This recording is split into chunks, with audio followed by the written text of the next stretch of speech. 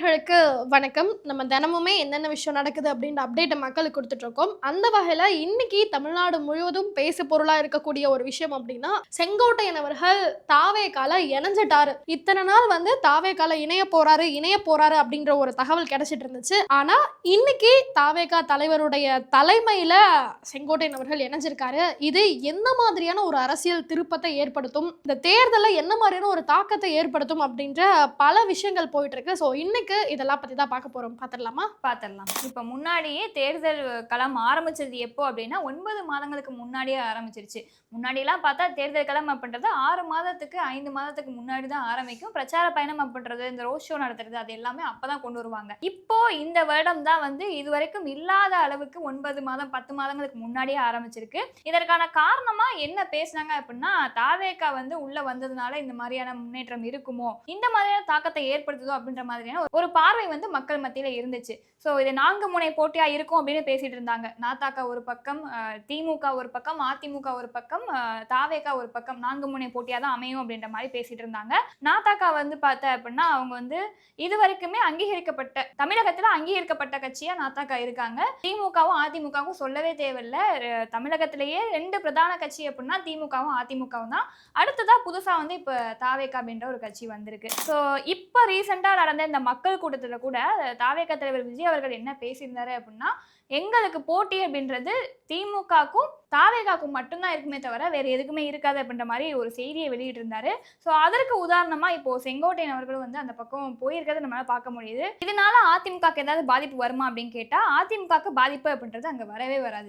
ஏன் எதனால பாதிப்பு வராது அப்படின்னு பார்த்தோம்னா, ஏன்னா செங்கோட்டையன் அவர்களை எதிர்க்கட்சி தலைவர் எடப்பாடி அவர்கள் வந்து அந்த கட்சியில இருக்கக்கூடிய அடிப்படை பதவியில இருந்து நான் நீக்கிறேன், அடிப்படை உறுப்பினர் கூட நீங்க கிடையாது அப்படின்ற மாதிரி அவரை சுத்தமா தூக்கிட்டாரு. அந்த நிலைமையில நேத்து செங்கோட்டையன் அவர்கள் போயிட்டு அவருடைய பதவியை ராஜினாமா பண்ணியிருக்காரு. அதையுமே பார்த்தோம். ஸோ அதுக்கப்புறம் ஒருவேளை தாவேகால இணைவாரோ அப்படின்ற தகவல் அங்கங்க கசிஞ்சிட்டு வந்துச்சு. செய்தியாளர்கள் எல்லாருமே அதை தான் போட்டு போட்டு பெருசாக்கிட்டு இருந்தாங்க. அந்த நிலையில இன்னைக்கு அவர் பனையூர் கட்சி ஆஃபீஸ் இருக்குல்ல, தாவேகாவோட கட்சி ஆஃபீஸ், அங்க போயிட்டு செங்கோட்டையன் அவர்கள் வந்து கட்சியில இணைஞ்சிருக்காரு. அவர் மட்டும் இல்ல, சத்யபாமான்னு சொல்லிட்டு முன்னாள் எம்பி இருக்காங்க தெரியுமா, அவங்களும் தாவேகால இணைஞ்சிருக்காங்க.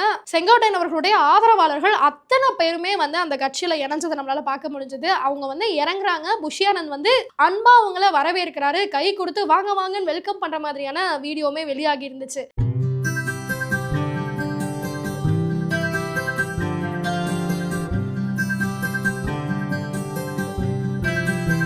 ஸோ இந்த விஷயம் எப்படி தாக்கத்தை ஏற்படுத்தாதுன்னா, ஆல்ரெடி கட்சியை விட்டு தூக்கிட்ட ஒரு பர்சன் அவர் எந்த கட்சிக்கு போனா என்ன, இல்ல புதுசா கட்சி ஆரம்பிச்சா என்ன, அது அதிமுகவுக்கு எந்த விதத்திலும் பாதிப்பை ஏற்படுத்தாது அப்படின்ற ஒரு பார்வை தான் அதிமுக சார்பில் இருக்கு. இவரு ஜாயின் பண்ணதுமே தாவேகாவுடைய தலைமை ஒருங்கிணைப்பாளர் பதவி கொடுத்திருக்காங்க. ஏன்னா நம்ம ஆல்ரெடி பார்த்த ஒரு விஷயம் என்னன்னா, புஷியானந்த் தான் வந்து முழுக்க முழுக்க விஜய் அவர்களுக்கு அப்புறமா இந்த கட்சி மொத்தமும் அவர் தான் பார்த்துட்டு இருக்காரு, பொதுச் செயலாளா இருக்காரு அப்படின்ற செய்தியெல்லாம் நமக்கு தெரியும். புஷியானந்துக்கு அப்புறமா ஆதவ அர்ஜுனா, நிர்மல், இந்த மாதிரி ஆட்கள்லாம் இருக்காங்க. அப்படி இருக்கிற பட்சத்துல வெளியிருந்து வர ஒரு எப்படி இவங்க அக்செப்ட் பண்ணுவாங்க? ஏன்னா கட்சி ஆரம்பிச்சதுல இருந்து இவங்க எல்லாம் விஜய் அவர்கள் கூட உறுதுணையா இருக்காங்க.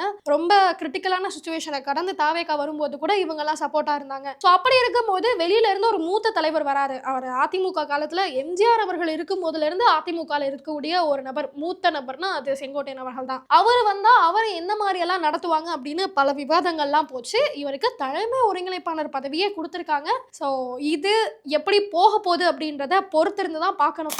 அதிமுகவுக்கு பாதிப்பு இருக்காது அப்படின்றது இன்னொரு பக்கம் நம்ம எப்படி எடுத்துக்கலாம் அப்படின்னா, மக்கள் கிட்ட அவர் பேசுற விதம் அப்படின்றது வேற, மக்களுக்கு என்ன பிரச்சனை இருக்கு அப்படின்றத அவர் பேசுற விதம் அப்படின்றது வேற. என்னென்ன பிரச்சனை இருக்கு, எங்கெங்க இருக்கு, அதை எப்படி சரி பண்ணணும், திமுக ஆட்சியில ஒவ்வொரு நிர்வாகிகளும் ஒரு அமைச்சர்களும் எந்த மாதிரியான ஊழல் பண்றாங்க அப்படின்ற டேட்டாவை இவர் கொடுத்துட்டு இருக்காரு. ஸோ தாவேகாவை பொறுத்தவரை அவர் பேசின விஷயங்கள் எல்லாமே எப்படி இருக்கு அப்படின்னா, சும்மா மேலோட்டமா பேசின மாதிரியான ஒரு விஷயமா தான் இருக்கு. அவருடைய நகர்வுமே அந்த மாதிரி தான் இருக்கு. இத்தனை வருஷமா சினிமால இருந்துட்டு நான் இப்போ வந்திருக்கேன் அப்படின்ற மாதிரி சொல்றாரு. அப்படியே இருந்தாலும் அவருடைய பேச்சுவார்த்தைகள் அப்படின்றது சினிமா பட தோனிலையும் சினிமா டைலாக்கா மட்டும்தான் இருக்கே தவிர அது ஒரு அரசியலா இல்லை அப்படின்ற மாதிரியான பார்வை ஒரு பக்கம் இருக்கு. ஸோ இப்போ வந்து செங்கோட்டையன் அவர்கள் போயிருக்காரு. இதுக்கப்புறம் வந்து தாவேகாவுடைய நகர்வு எப்படி இருக்கும் அப்படின்றத பொறுத்து தான் நம்மளால வந்து இது வந்து 4 முனை போட்டியா இருக்குமா, 3 முனை போட்டியா இருக்குமா அப்படின்றத சொல்ல முடியும். ஸோ அதிமுகவை பொறுத்தவரை அதிமுக அப்படின்றது தமிழகத்தை பல வருடங்களை வந்து ஆட்சி செஞ்ச ஒரு கட்சி. அம்மா காலத்துல இருந்தும் சரி, எம்ஜிஆர் அவர்கள் காலத்துல இருந்தும் சரி, எப்படி மக்கள்கிட்ட பேசினாங்க, மக்களை எப்படி வந்து ஒன்று சேர்த்தாங்க, எப்படி அவங்களுக்கு தேவையான விஷயங்கள்லாம் பண்ணி கொடுத்தாங்க அப்படின்றது நம்ம எல்லாருக்குமே நல்லாவே தெரியும். ஸோ அதை வந்து எடப்பாடி பழனிசாமி அவர்கள் அம்மாவுக்காகவும் எம்ஜிஆர் அவர்களுக்காகவும் கையில் எடுத்துட்டு மக்கள்கிட்ட பேசுகிற ஒரு விஷயம் அப்படின்றது இன்ன வரைக்கும் வந்து தொடர்ந்துகிட்டே இருக்கு. நிறைய விஷயங்களை அவர் அட்ரஸ் பண்ணிட்டே இருக்காரு. திமுக ஆட்சியில் வந்து நிறைய பாலியல் வன்கொடுமைகள் நடக்குது, மக்கள் விவசாயிகள் வந்து அழுகிறதா இருக்கட்டும், விவசாயிகளுக்கு அவர் செஞ்ச நல்ல விஷயங்கள் என்ன, இறங்கி போய் பார்க்குற ஒரு விஷயமா இருக்கட்டும், இந்த மாணவர்களுக்காக 7.5% இடஒதுக்கீட்டில் அவங்க படிக்கிறதுக்காக வசதி செஞ்சு கொடுத்ததா இருக்கட்டும், இந்த மாதிரி நிறைய விஷயங்களை அவருடைய ஆட்சி காலத்துல இருந்து பண்ணியிருக்காங்க. ஸோ இந்த நகர்வு அப்படின்றது அவருக்கு பாதிப்பை தருமா கேட்டால் பாதிப்பு அப்படின்றது இருக்காது. ஸோ இதெல்லாம் ஒரு பக்கம் இருக்கும்போது இன்னொரு பக்கம் பார்த்தோம் அப்படின்னா நம்ம சின்னவருக்கு இன்னைக்கு பிறந்த நாள். அவர் தன்னுடைய 49வது பிறந்த நாளை கொண்டாடிட்டு இருக்காரு. ஸோ அதனால திமுக சார்பில் ஒரு பாட்டு கூட வெளியாகி சமீபத்தில் ட்ராலுக்கு உள்ளாச்சு.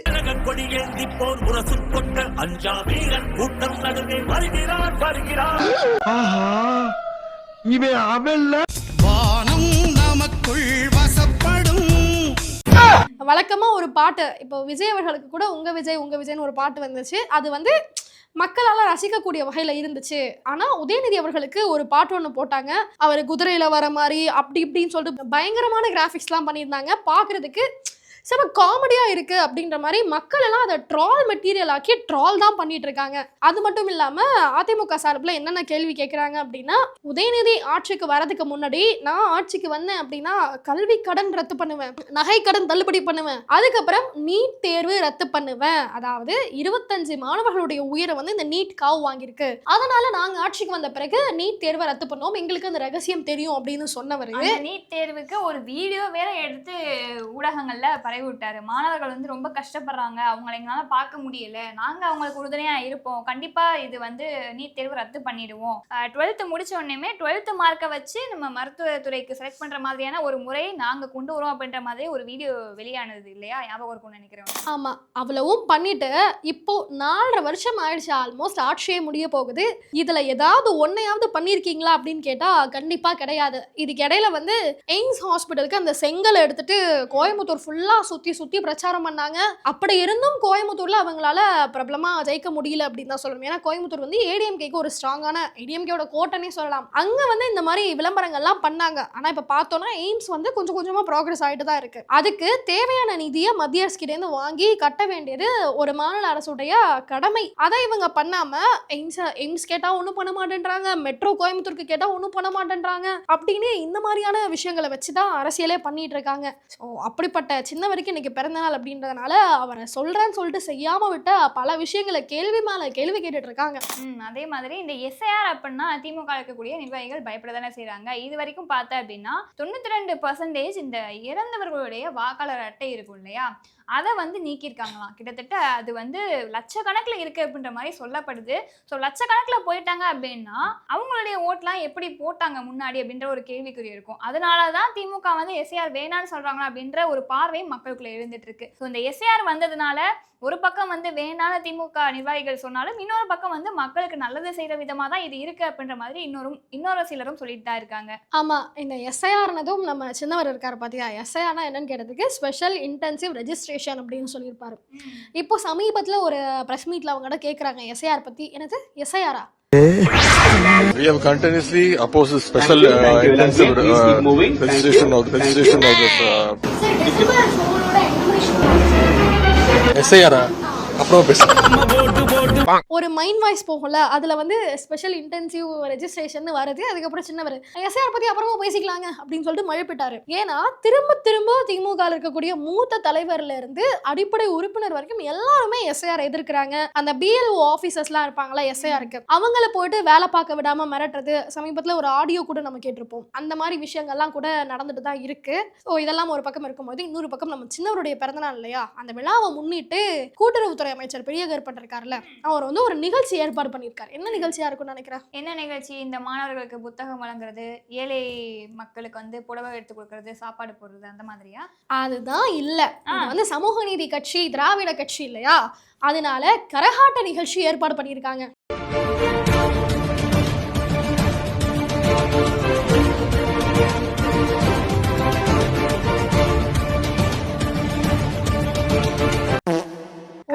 ஆமா, ஒரு மூத்த ஒரு கூட்டுறவுத்துறை அமைச்சர், மூத்த நிர்வாகி, மூத்த உறுப்பினர் திமுகல அந்த பெண் வந்து ஆடிட்டு இருக்காங்க. பக்கத்துல வந்து ஆடு அப்படின்ற மாதிரி சொல்லி அவர் ரசிக்கிற மாதிரியான வீடியோ வெளியாகி இருந்துச்சு. இந்த மாதிரி ஒரு நிர்வாகி பண்றாரு, ஒரு தலைவர் பண்றாரு. சோ நீங்க வந்து பெண் விடுதலை பத்தி பேசுறீங்களா, பெண் உரிமையை பத்தி பேசுறீங்களா அப்படின்ற ஒரு கிரிட்டிசிசம் வந்து அவர் மேலேயும் சரி திமுக மேலேயும் எழுந்துட்டு இருக்கிறது நம்மளால பார்க்க முடியுது. பொதுவாவே யாராவது ஒரு தலைவருக்கு பிறந்த நாள், கட்சியில இருக்கக்கூடிய ஒரு பெரிய நபருக்கு பிறந்த நாள்னா சாப்பாடு போடுவாங்க, கேக் வெட்டுவாங்க. அந்த மாதிரி தான் இது வரைக்கும் பார்த்திருப்போம். ஆனா கரகாட்டம் ரொம்ப புதுசா இருக்குனே. அடுத்ததா வந்து ஒரு சோகமான செய்தி என்ன அப்படின்னா, உச்சநீதிமன்றம் மதுரை கிளை இருக்கு இல்லையா, அந்த இடத்துல ஒரு காவல் அதிகாரி அவரே தன்னைத்தானே சுட்டுக்கிட்டு தான் உயிரை மாச்சிருக்காரு. இது தற்கொலை அப்படின்ற மாதிரி சொல்லப்படுது. அதற்கான காரணம் என்ன அப்படின்றது இப்ப விசாரணை பண்ணிட்டு இருக்காங்க.